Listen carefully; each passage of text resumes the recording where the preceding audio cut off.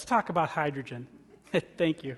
Let's talk about hydrogen. In fact, if we're going to talk about hydrogen, the only thing I can think of to do is, why don't we bring out an expert to talk about hydrogen and maybe the future of it.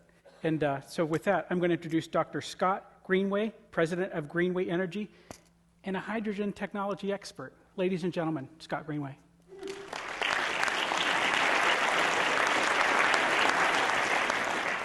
Thank you very much.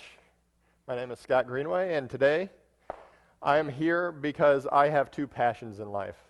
They are politics and economics, and that is exactly why I got my PhD in chemical engineering, working on hydrogen fuel cells, because I guarantee I cannot go throughout this presentation without talking about politics and talking about economics. And let it be known that today, my topic and the message I want to leave with you is patience. Yeah, you think I'm the hydrogen guy, but I want to talk with you about patience, patience in alternative energy, patience with hydrogen. Because honestly, I think it's something that we don't have as a culture today. I want you to think about patience like the Japanese have, who are able to sit there and trim a bonsai tree for years on end to be able to shape it into what they want. And that is because we have become a nation that's really looking for the next big thing. We came up with the internet that grew at an exponential rate. But alternative energy technologies are not the internet. They are something completely different. It's just like the life cycle of an animal. If you look like the life cycle of a mouse, or if you look at the life cycle of an elephant, they work completely differently. And today, I just want to leave you with a message about hydrogen, where it is in its life cycle, and kind of talk about how it's maturing and how it's coming along, how it's going to be affecting our lives in the future. And that's why I've entitled the talk, The Future of Hydrogen, or more accurately, the present and future of hydrogen. Because there was a time where everybody in the United States had the vision for the hydrogen economy. They thought, we're going to have hydrogen fuel cells in every house, in addition to a PC on every desk. We're going to have them in every single car. But they grew frustrated with the fact that that did not come. People had invested money in companies and lost a lot of it. They have a fraction today left of what they invested, and they say, fuel cells, they're not going to work. They're not going to work for another 50 years. Maybe I'll come check back then.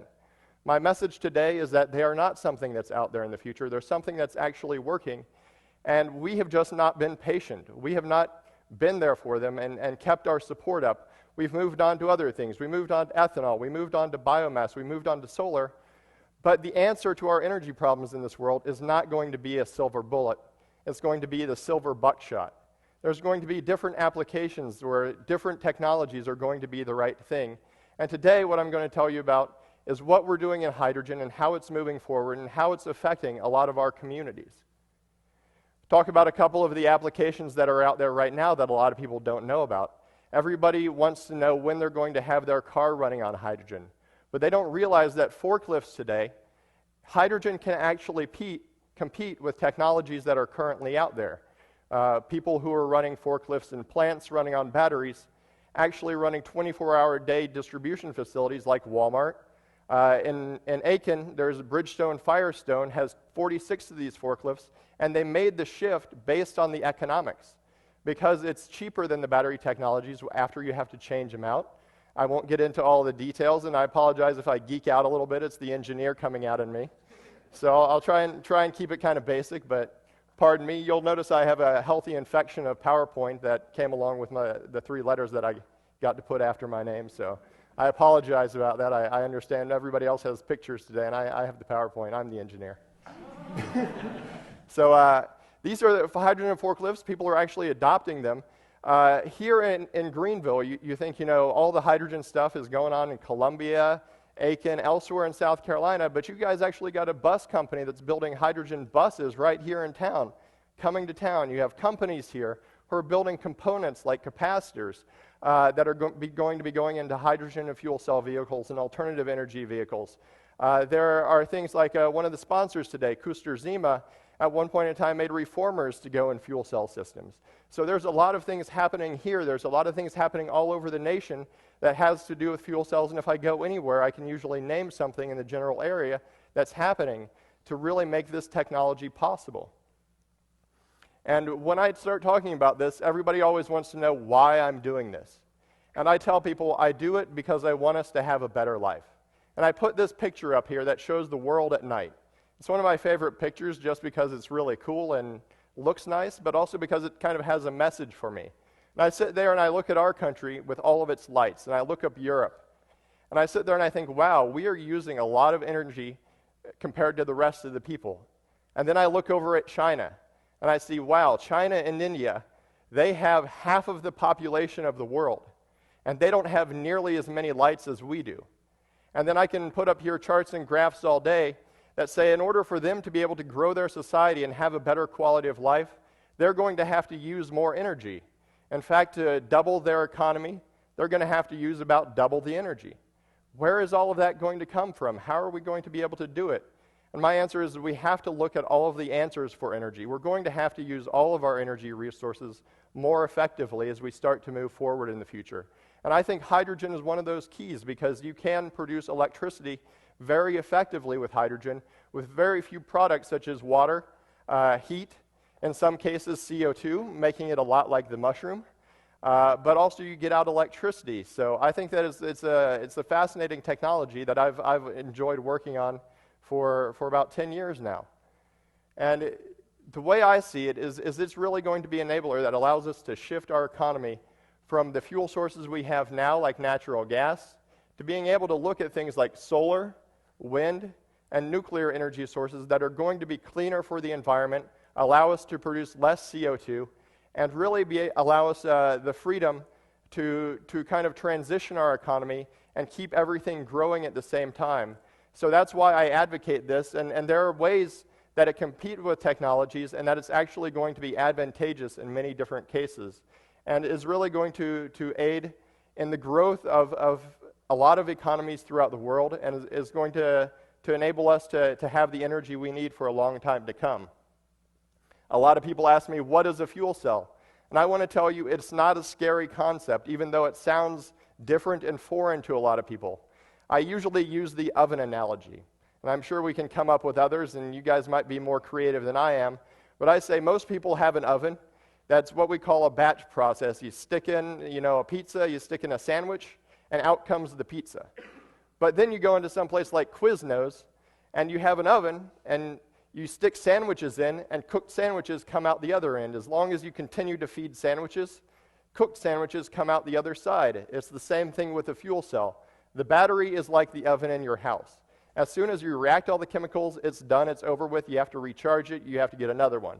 The fuel cell, as long as you continue to put the hydrogen in, energy and electricity will continue to come out. So it's not something that you guys have to be scared of when we start talking about fuel cell systems. And I won't get into the chemistry, none of that really matters. What matters is the fact that they're going to be about 90% efficient when you recover the heat that's coming out of them.